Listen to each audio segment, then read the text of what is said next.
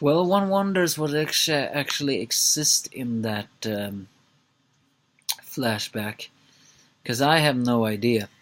What I mean by flashback, I mean actually in the ancient past. This is the Doctor Stone chapter 102, and I am the Angry Enemy. Deku concludes that there are people living there, although Chrome is a little bit skeptical because, well, after all, how could they live there? But then Ruri, who they're still in contact with through, well, Wi-Fi at all, says that we all know that that was the island where Byakugan and their populations will spew their descendants. So it's maybe that some actually stay behind when some other ones actually manage to use insane luck to get to the Ishigami village. But if you ask me, are they really to be safe at all? But Chrome is a little bit more worried because it's the Y-Man here. Oh yeah, it's actually revealed that the former village chief, Kyuraku, is actually also on this ship, which is strange. I thought he will stay behind. Who is gonna lead the Kingdom of Science? Is that Ruri? Even though he gets a little bit angry at Soyuz for all this, but he also apologizes of it all because he did confess. And but they all conclude that the Yes Man can not possibly be there, especially if they did that solitude radio waves, because that limited resources in such a small island. So then, Ryusu decides to quote the lines, "What lies far beyond the horizon? I want to see the world. I want to know everything. That desire is one thing that simple Sam cannot resist." Soyuz have actually wanted to know what is on that island and even tried to sail there, but he has always failed.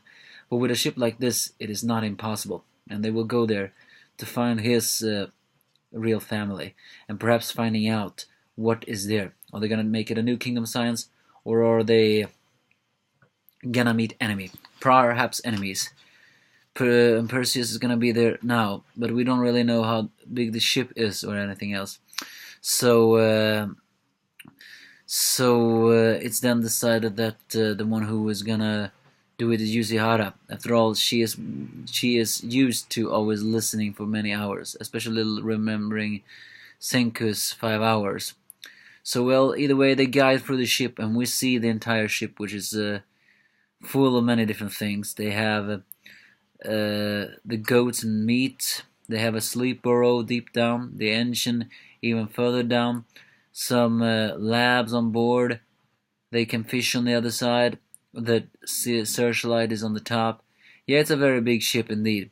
But then a lot of them get seasick. Well, Senku invents something that will still the seasickness. And suddenly the storm kicks up.